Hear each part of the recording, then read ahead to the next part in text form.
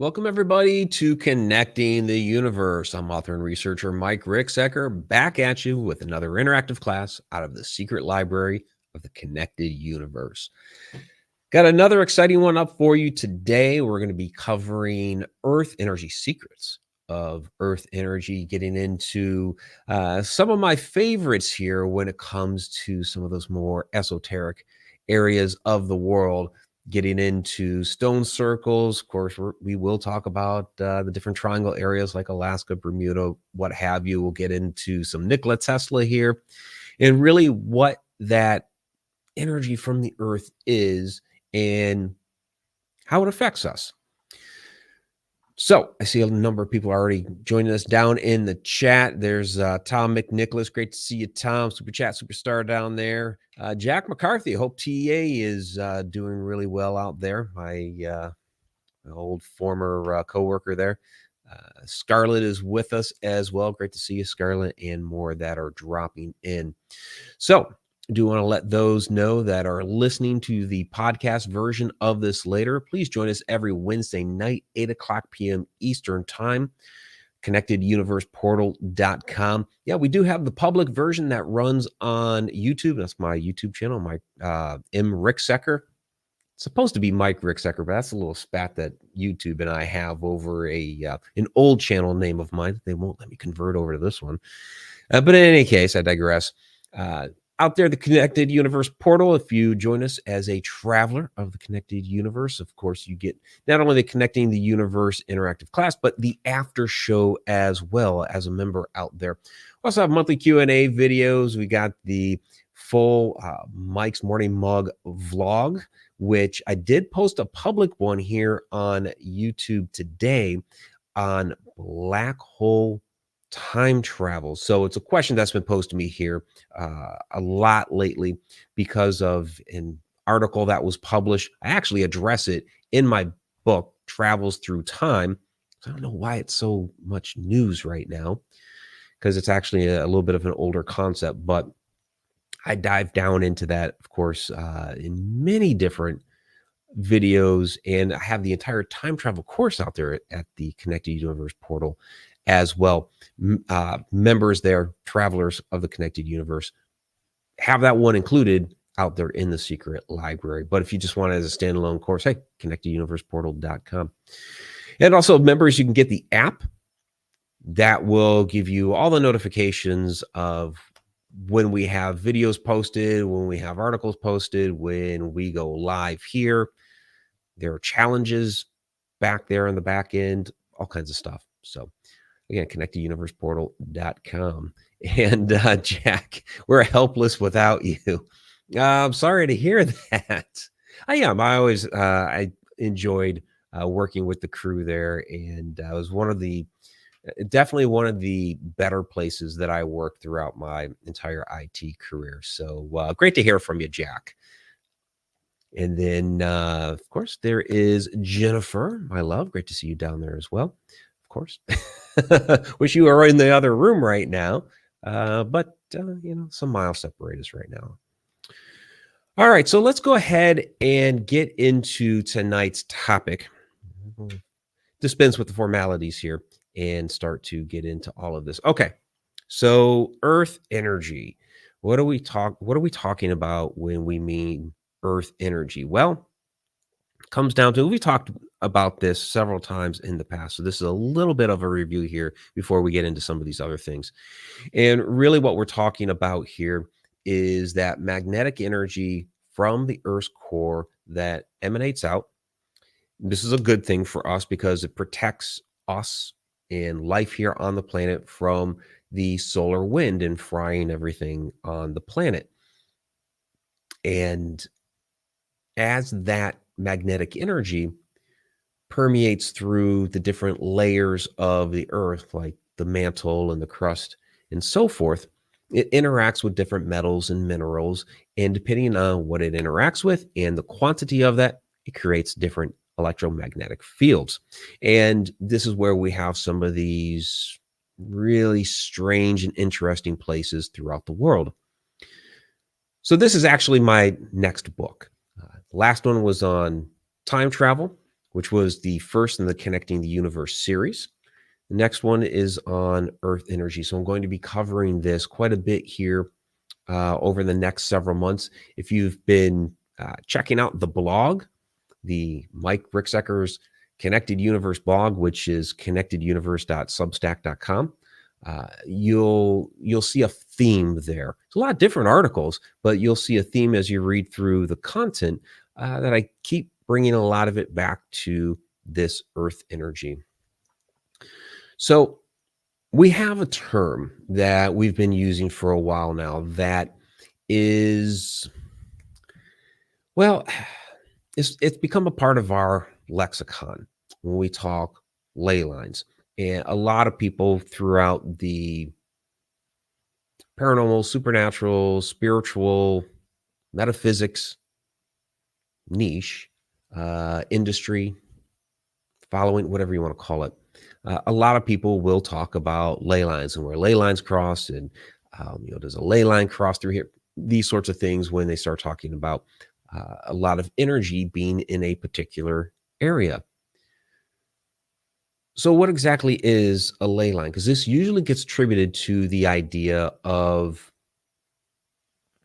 there's energy running through this particular area. Well, there's a reason for that. So let's take a look at what these are. All right, well, here's a couple of different images of, you can Google Earth energy, ley lines, these sorts of things, and come up with all different kinds of maps and images of what people are calling the Earth's energy grid. And you'll notice where a lot of these things cross, and we call those nodes, but really they're conductivity discontinuities. That's more of the official jargon for it, just like ley lines is the official jargon for what are really telluric currents. So I'm actually going to just grab a piece here from, it's in the Alaska Triangle book at the beginning when we start talking about, because when we start talking about triangle areas of the world, this is really, really important here. So that was the very first chapter where, here's what I say. Ley lines become recognized in the early 20th century by Alfred Watkins in his 1925 book, The Old Straight Track. But it took about 40 years before research by John Mitchell, followed by the team of Hamish Miller and Paul Broadhurst, brought the concept to the forefront. Traversing the English countryside, these researchers discovered an alignment of ancient sites along geodetic lines that became known as the Michael and Mary ley lines due to the sheer number of temples, churches, and sanctuaries along this axis dedicated to Michael the Archangel and St. Mary, her mother, St. Anne. Extending this line outside of England, it passes through Tiwanaku, the oldest temple site found in Bolivia, and later through the mountain of Wuxi, the holiest shrine of the Chinese island of Hainan. Ley lines such as the Michael and Mary track, the Apollo Athena line through Europe, and many others are recognized all over the world, connecting many historic sites of power. Finding a ley line in Alaska is actually a difficult task since it's a rather sparsely populated area of the world, and you don't find ancient temples and sites of power in the Great White North. We're not really interested in the leys, however. We're interested in what's actually underneath and how that affects the surrounding area. So you notice a couple of the images that I put up there on the screen were the Michael and Mary tract and the Apollo and Athena ley line. So here's the Michael and Mary one. This is really the crux of the work by Alfred Watkins and then the others that I mentioned as well. And what happened was, it's almost 100 years ago now, almost exactly 100 years ago, it'll be 100 years next year, where Watkins put this book together. So this time 100 years ago, he was assimilating all of this information to put it into the book that was published in 1925.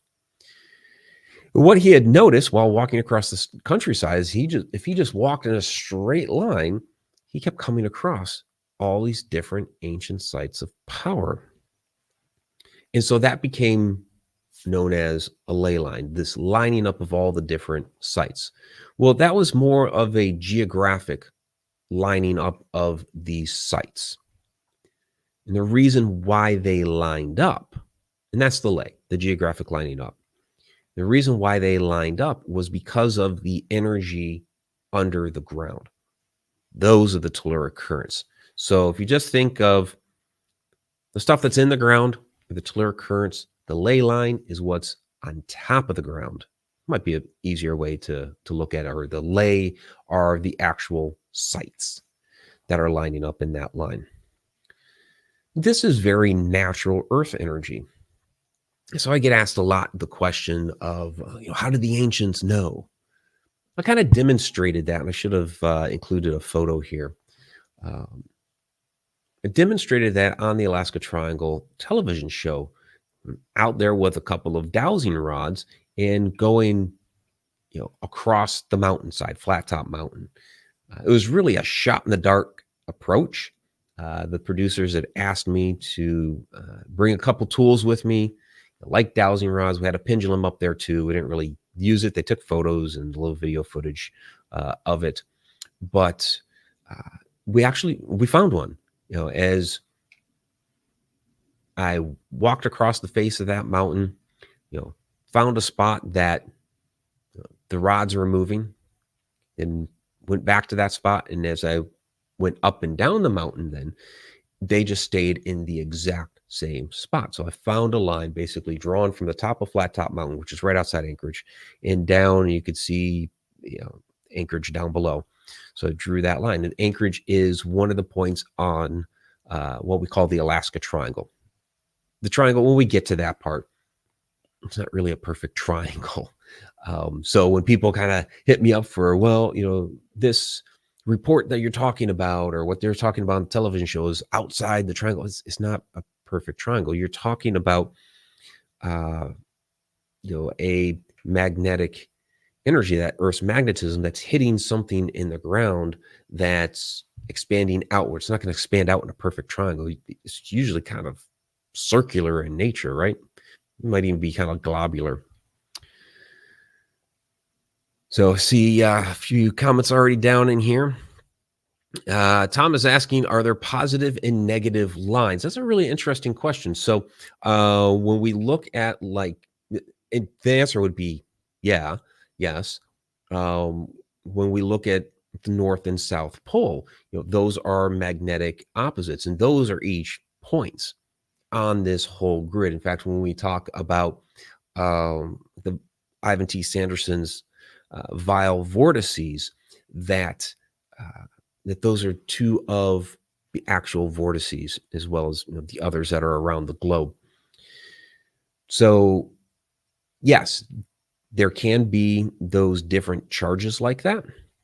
Now, how do they affect the area? Well, we will talk about that here when we get a little bit more, we get a little deeper here with Alaska.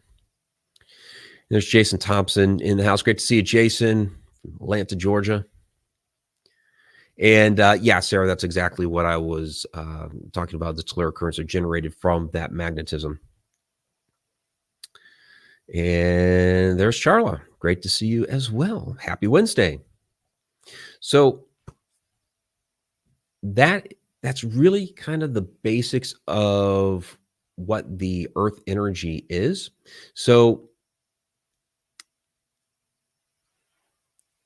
let me get a little bit more specific here, and kind of what I was just talking about. I'll read this little section from the Triangle book too, the Alaska Triangle book. And this is really what I was kind of trying to define, since Sarah, you just asked it anyway. So a common point of confusion in this area of study has come in interchanging the term ley line, which again are like the Michael and Mary tract here, or the Apollo Athena, with Earth energy lines, which is this. The telluric current, the actual magnetic energy of the Earth, are fields of magnetic current that run within the ground. Ley lines are terrestrial and connect specific points upon the landscape In other words, the ley is simply the line we draw between the physical locations of these sites of power, whether those locations are temples, sets of standing stones, churches, pyramids, etc. They line up so succinctly because the ancients knew to build these sites upon hotspot nodes of the telluric current running through the earth. The telluric current being the actual natural electric current running beneath the earth's surface. So it's kind of before where I was differentiating, okay, here's the ley, here's the telluric current, kind of broke it down a little bit more succinctly there. And so, yes, the ancients knew to build things like this on these sites of power. And so some of this that I want to talk about here are the rollright stones, because there are some really, really interesting experiments that were done here and at Silbury Hill. And you can actually find this free. Cash Hellberg has posted it for free online. The other individual in this experiment passed away, and so this was kind of like a tribute, John Burke. So experiments conducted by John Burke and Cash Hellberg and presented in their book Seed of Knowledge, Stone of Plenty showed that, quote, electronodes planted at henge monuments in southern England revealed how their earthen ditches break the transmission of telluric ground current and conduct its electricity into the ditch, in effect concentrating the energy and releasing it at the entrance to the site, sometimes double the rate of the surrounding land. This has led to the realization that stone circles, even mounds like Silbury Hill, behave like concentrators of electromagnetic energy. And another resource to reference for all that would be Freddie Silva's The Divine Blueprint.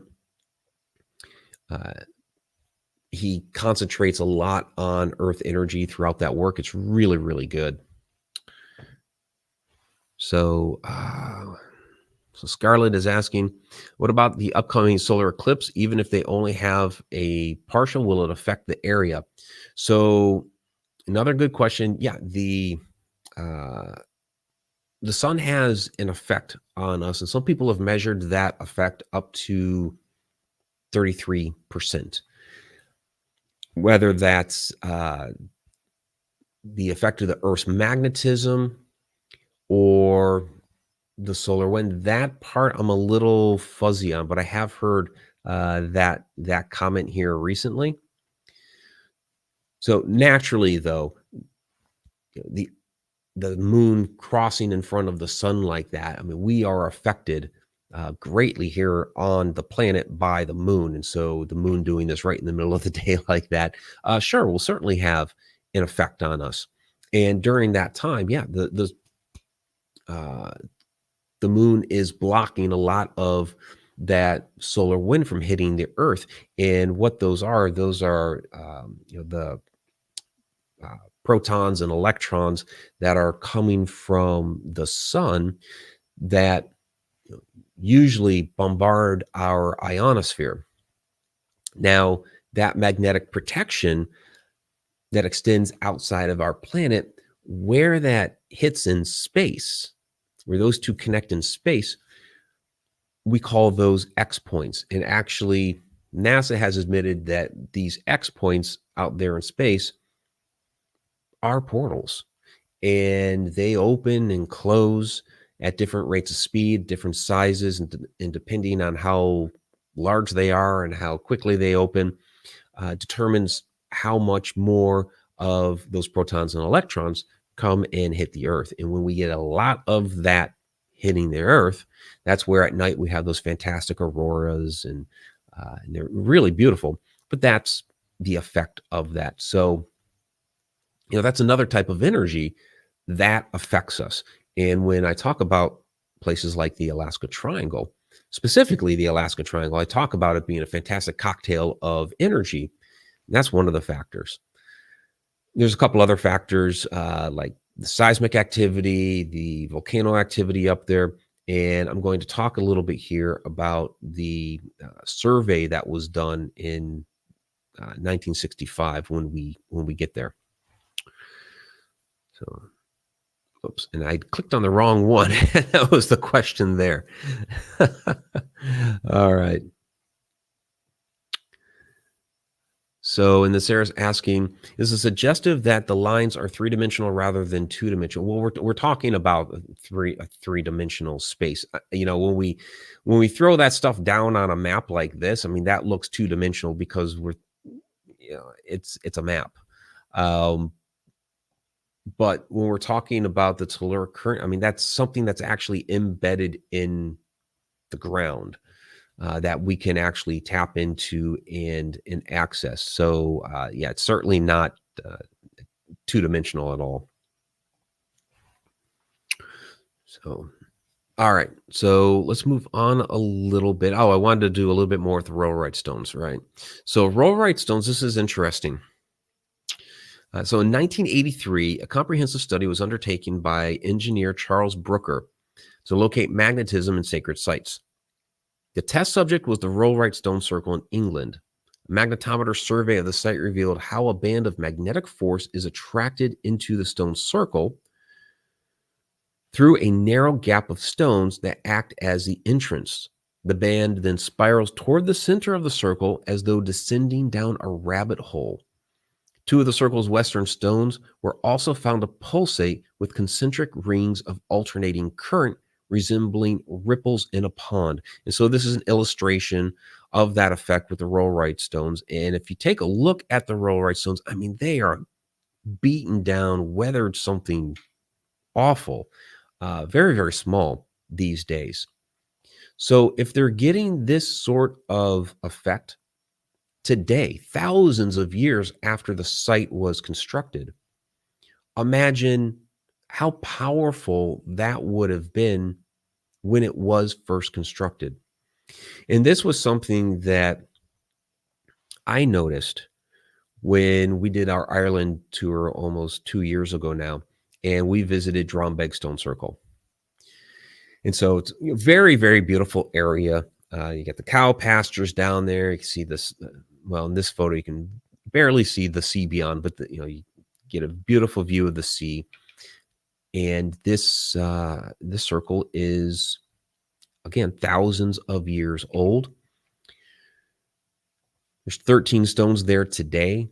4 of them are missing. They believe that there were 117. And again, these are weathered down. They're smaller than they were thousands of years ago. But yet standing in the middle of that circle.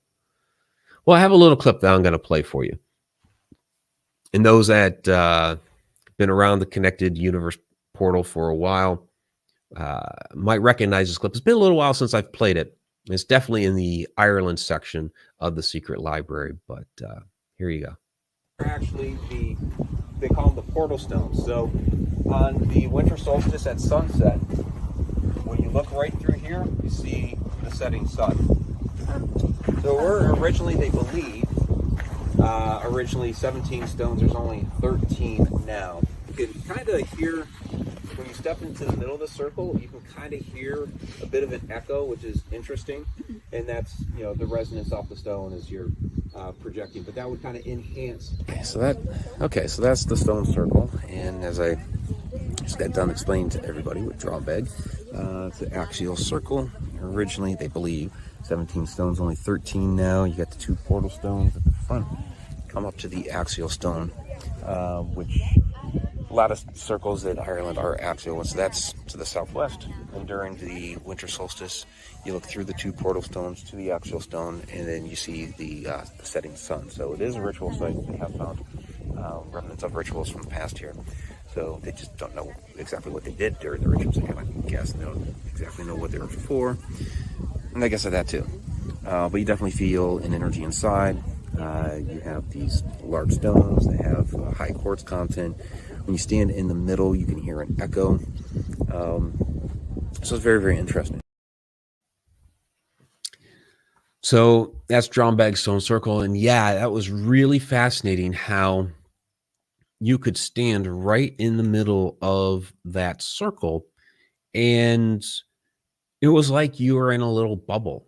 You would talk, and it almost kind of muffled the sound a little bit. It was in some ways almost like you were in a fishbowl, and it was basically the resonance of the sound of your voice bouncing off those stones. So I'll throw the photo back up here. And yeah, as you stood there in the middle and you just talked, it would reverberate back at you. Now, again, it's missing stones. They're weathered down. So imagine thousands of years ago, standing in the middle of that, doing one of your ritual chants. And there might be several of those druidic priests that are standing in the middle there, chanting like that. The energy is absolutely palpable just for one person in modern times. Several thousands of years ago, when it's in its full glory, oh my gosh, that would have been amazing to experience. And Tom is asking here, could those stones be restored to improve the energy again? Okay, there we go. Now it's popped up. Okay, could those stones be restored to improve the energy? I mean, they would have to replace the stones, because the ones that are still there right now, I mean, they're weathered down. They would have to go get those precise stones wherever the quarry was and bring them there. They're not going to really know the exact dimensions of the original stones. I mean, they could do some estimates, right? Scientists could sit there and say, well, if it rained, average rainfall here for the last, 2,000 years or whatever it is, et cetera, should, weather down the stone this far. So they would have to make those kind of calculations. And then for the ones that they would have to replace, they're kind of guessing there at the exact shape and size of what those particular stones would have been and where exactly they were placed. So that is not something they would do. They're not going to do that to that. So it would be interesting to test. Actually, what would be interesting to test is just to create a whole new one. But there's a reason why the ancients chose that particular site. Scarlett is asking, do they have any modern rituals like in Stonehenge? Not that I'm aware of. I'd have to look in and see if they do anything like that there. Now, it's a site, today, they do those rituals at Stonehenge, but that's like the only time they let people in there these days. You can't, just on an average day, you can't get in there. You can only get up on the path and take a look, which is unfortunate. I get why, because it's become such a popular site and they're trying to make sure that nothing gets ruined or destroyed. But with Drombeg, you can walk right in there. Unfortunately, and this is why they don't do this at Stonehenge anymore, you had, I'll put the photo back up here again. You had a kid was climbing up on some of the rocks, which was unfortunate. The parents weren't even saying, hey, get down. They're just letting their kid climb all over it. It's like, come on. So there's definitely a power within those. And it is measurable. So when we go and we start talking about the Alaska Triangle, which I've done a lot of work on, I got the book is right back there. Of course, the television show. If you haven't seen the Alaska Triangle, it's in a lot of different places now. Travel Channel still will air that from time to time, especially during the winter. Over Christmas, they aired it into January and even into February. It's on Discovery Plus. Max has it now. Formerly HBO Max, now it's just Max. They have it. So it's in several locations. Check it out. But 1965, there's another one that I'll read. That's from the book. All right, so here's Alaska Triangle. So a geographical survey of Alaska in 1965 by the United States Department of the Interior discovered as many as 5 different areas of distinct magnetic character In just the 100,000 square miles they surveyed, Alaska is 663,300 square miles large. In their interpretation of the magnetic data, the report stated, and here I'll toss, where's that image of, it's, there it is. All right. Yeah, we'll use this image while we're reading this one off. And this was actually from the Department of the Interior survey. They said the magnetic profiles show numerous anomalies caused by variations in magnetization of the rocks, principally the mafic and ultramafic varieties, but also some granitic and metamorphic rocks. This magnetization is a combination of that induced by the present Earth's field and the remnant magnetization, the latter tending to be the largest in the mafic volcanic rocks.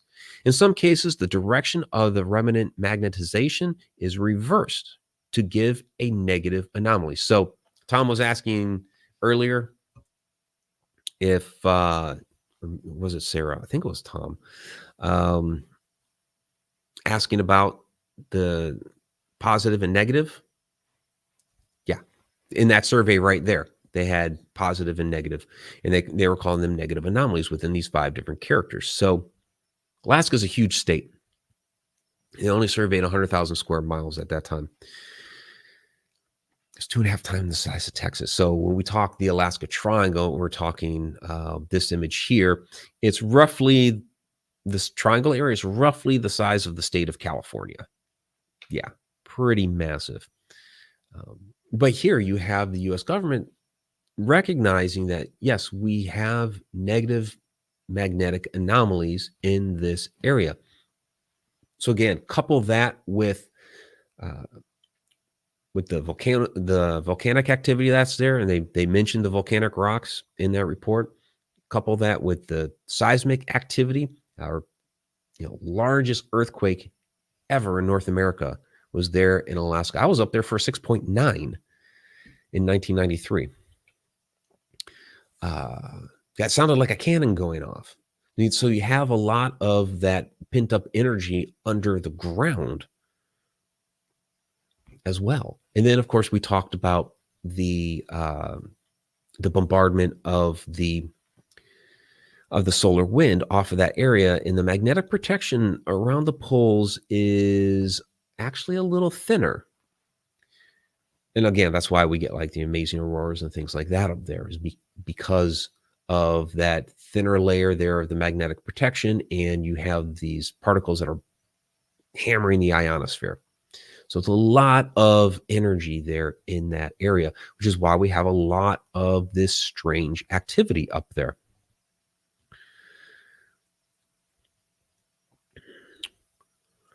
So Sarah's asking, how would you go about mapping such subtle magnetism using satellites? So they were using magnetometers. Could you use a satellite today? Well, I'd have to ask a scientist in that field to see if that's something that they would be able to do from space. I mean, we do a lot via satellite these days when it comes to mapping the world, of course, weather patterns and these sorts of things. So that I'm not sure of, but when they were doing the surveys back then, and they still use magnetometers, of course, today, that's where a lot of the magnetic surveys come from, is going out to a site and we're taking the magnetometers with us. I'd have to inquire about if that's something they could actually do from satellite. So what I find interesting, just of note, of course, the question becomes, okay, where are these telluric currents? Where are these lines? And where are those nodes where they cross? Again, the technical jargon would be conductivity discontinuities, but the nodes where they cross tend to be more powerful in nature, like the Bermuda Triangle, like Giza with the Great Pyramid. When we take a look, if you just do like a Google search, you end up with all these different maps like this. And here's one that shows, okay, the Bermuda Triangle, all these different boom, boom, boom, boom points. are hitting the Bermuda Triangle. You see, the American Southwest over there. But any number, of areas here, or any number of maps here, show different areas that have these nodes. So there's no, it's almost like there's no two that are different, but you do see some that have some common areas. Like the Bermuda Triangle tends to be in all of these. American Southwest tends to be in all of these. The Giza Plateau seems to be in all of these, but they tend to differ. So I think that's one area in which we need some improvement in, is these mapping of the different Earth energy lines. So I mentioned many times our ancients tapping into these areas for energy. What were they using the energy for? Were they using it for, well, we know they were doing some sort of ritual. So were they healing rituals? Were they just purely worshiping? Were they entering into altered states of consciousness? Some sort of meditative chants to gain wisdom from what they would have considered the gods? Were they doing things like opening portals? I'm not going to get into the Stonehenge hippie story this evening. I've talked about that one a number of different times, but yeah, it's an interesting urban legend. I imagine it has some sort of grain of truth to it, that happened at Stonehenge, where these young adults, back when you could go up there, and they were actually camping at the time, totally disappeared. So were they using it to do things like this? Were they possibly stargates? And there is Tom with a $20 super chat superstar. Really appreciate that, Tom. A strange energy asked me to send this. Thank you, Tom. I always like saying that too. Super chat superstar. Thank you. I do appreciate it.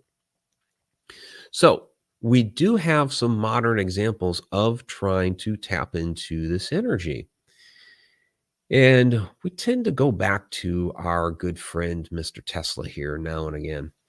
He had this fantastic quote: "If you want to find the secrets of the universe, think in terms of energy, frequency, and vibration." So I've used that quote a lot with my time travel work when I talk about basically traveling via the consciousness. When I talk stacked time theory, that every moment throughout time basically has its own frequency signature, and things like time slips would be two of those moments resonate the same frequency for a moment, and each getting a glimpse of the other. So I've used that quote a lot with that work, but it's also applicable here. And of course, quite famous for the Wardenclyffe Tower and what he was trying to do here, which he was trying to tap into the Earth's energy in order to, well, he was trying to do a lot with this. Of course, he ultimately wanted to send energy wirelessly, and a lot of his experiments there in Colorado Springs did to a degree.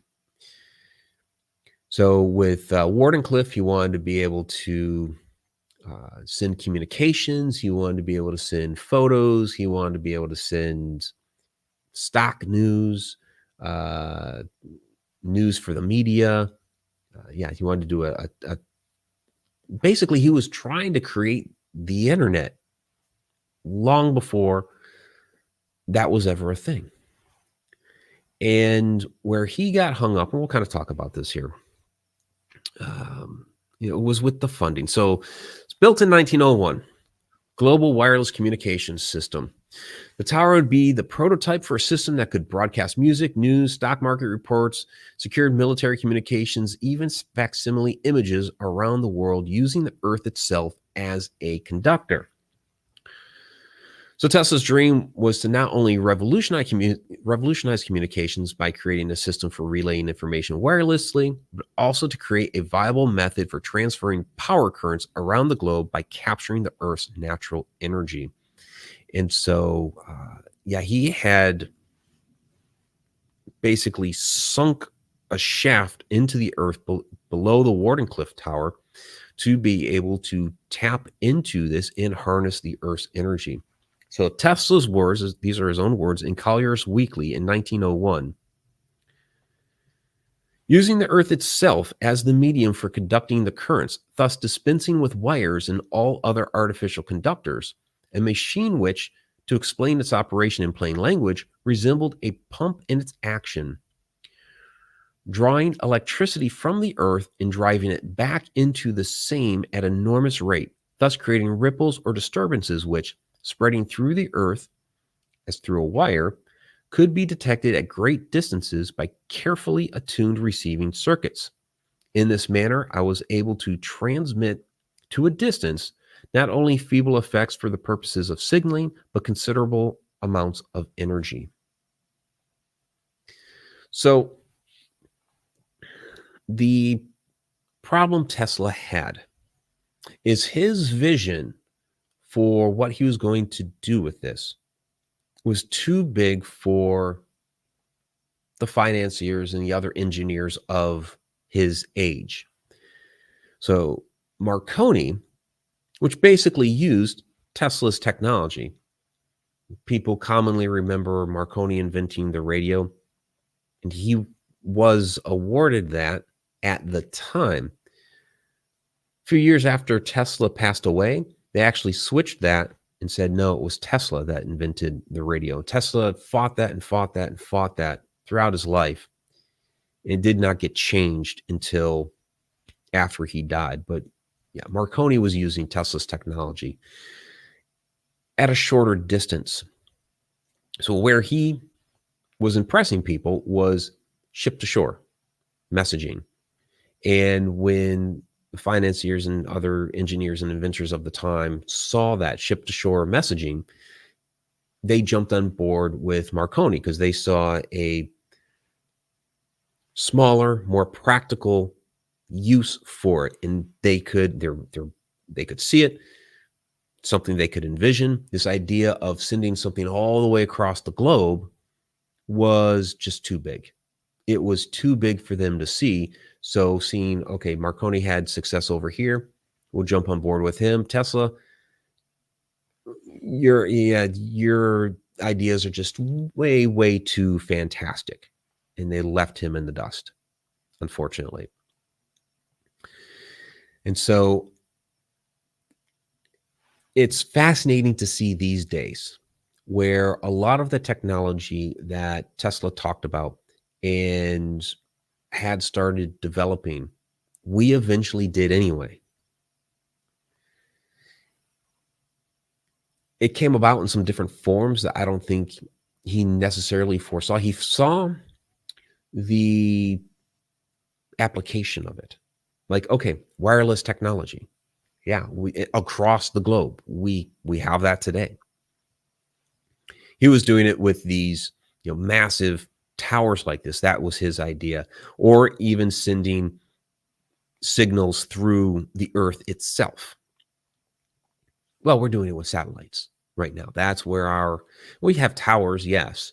But basically the towers are connecting to the satellites to get everything across the globe. And then the satellite or the towers dispense those signals locally. So there are still towers in place, but it's satellites that make the global part of it possible.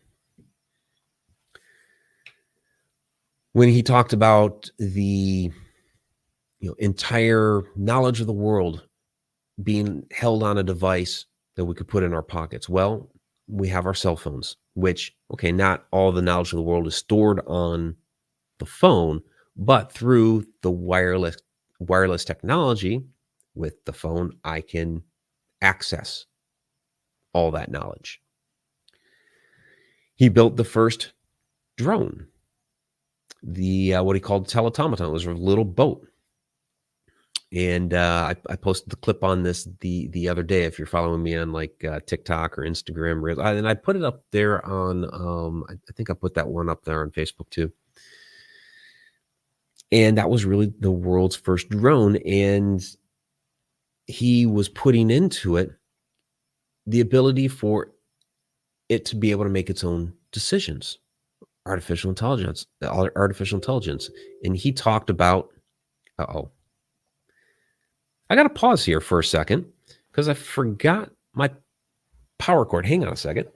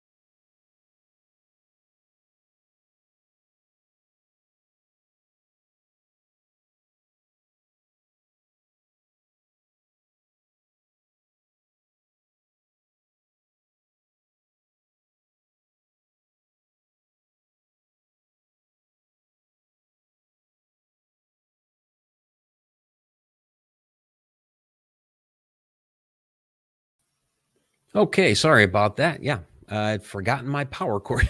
I got the notification battery was low, ran to go get it. By the time I got back and plugged in, it had gone into sleep mode. Yeah, my computer, it never gives me like the 5-minute warning. It's more like the 5-second warning. And yeah, so in any case, sorry about that. Okay.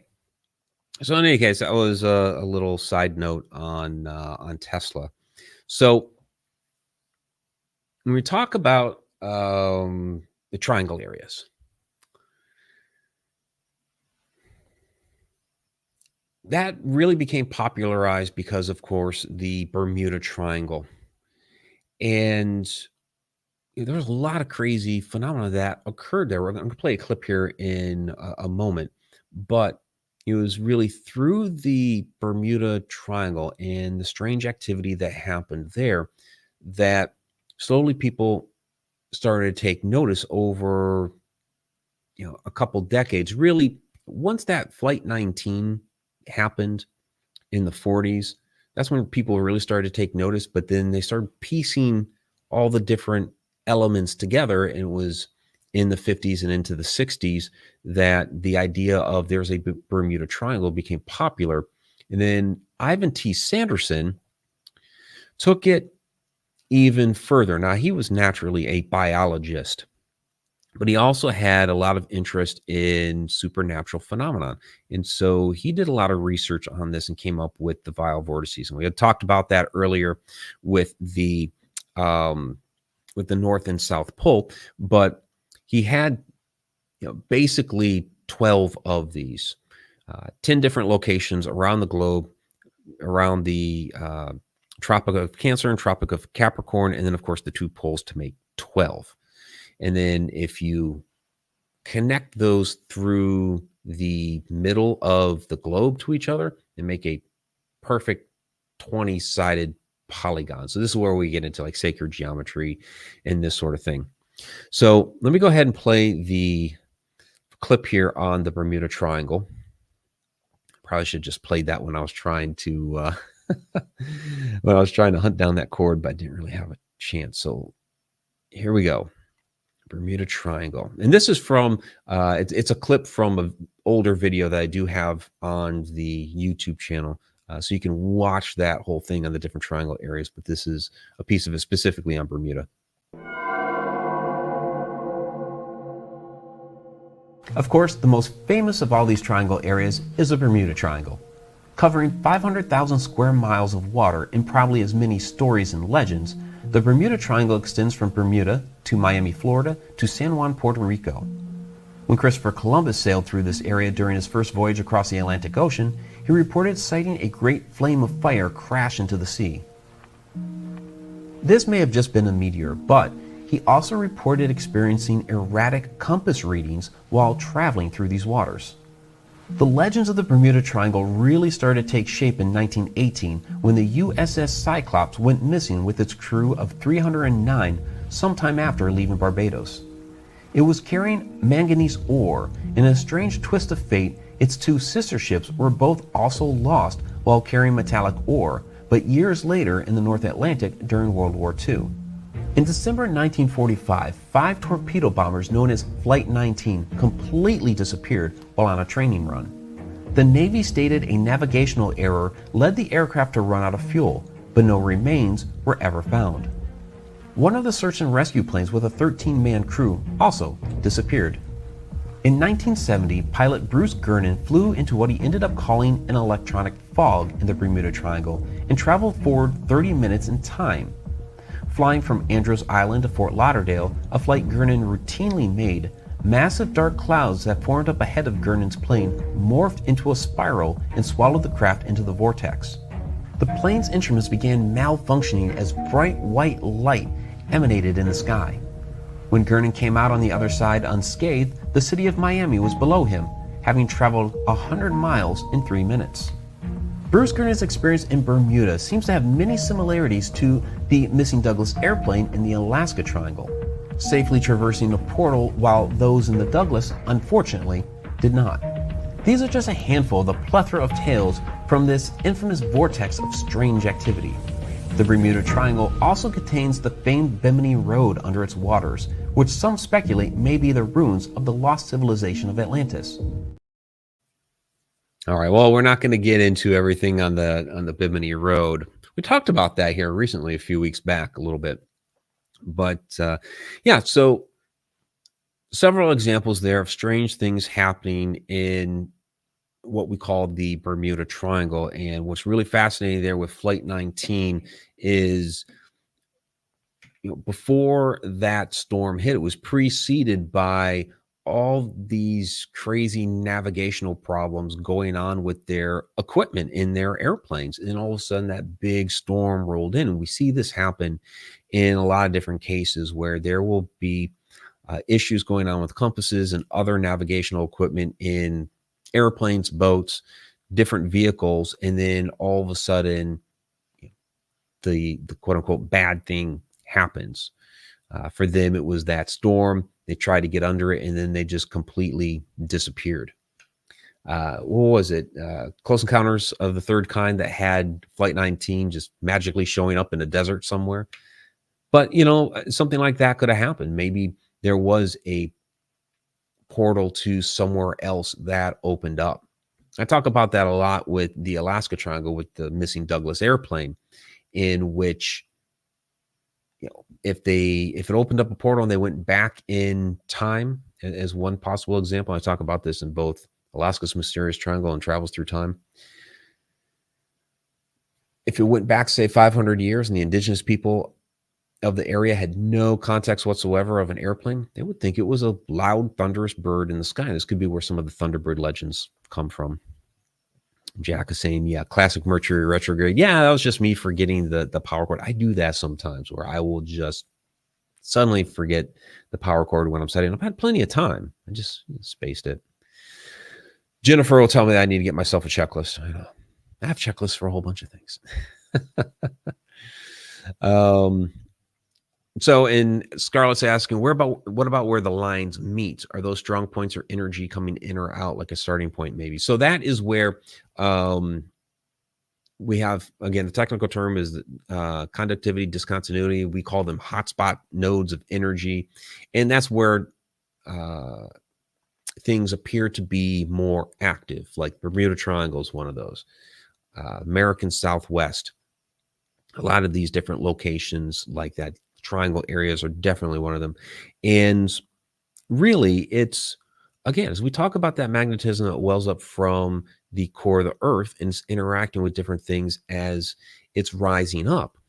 A lot of people lately, and I don't know where the idea came from, a lot of people have been saying lately, like there's a giant crystal underneath the Bermuda Triangle. Well, maybe. We have no idea, by the way, what exactly is under there. But there is very likely some sort of large deposit of something there, whether it's some sort of metal or maybe it is a giant quartz crystal, or really what it would be large veins of quartz in and through the rock, through the Earth's crust. There, it's not just going to be. It's not going to be like a nice big, giant, huge, singular crystal. It's going to be. There might be many large crystals, but it'll be like a vein of crystals when you just look at how crystals are formed. So it could be something like that. But same thing for these other hotspot areas as well. When we've got the big mystery, the mystery at Skinwalker Ranch, and some people speculate there being a UFO under the mesa. They're wondering how is all this activity created, etc. And they are getting all kinds of strange readings out there. Well, yeah, there's something under the ground there. I don't think it's a UFO. They have taken some very strange and interesting metal out of the mesa. I wish they would have done more of that this past season, because they got a little bit of that the season before, and then went off and kind of did some other things this past season. And the LiDAR results were really interesting from this past season. But I wish they would have gone for more of what in the heck is inside the mesa.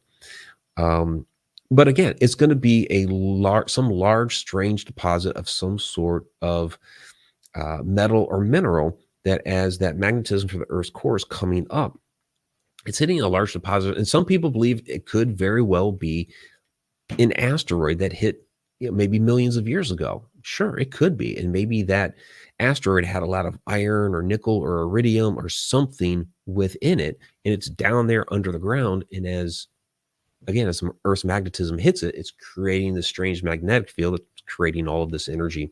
And when they're seeing UFOs and UAPs and things like that, that could just very well be, when we talk, again, let's go back to our Tesla quote here.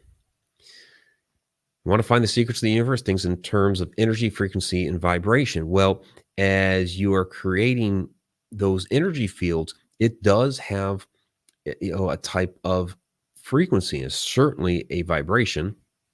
I talk resonance as well. When I talk about this, I always throw in resonance in there as well.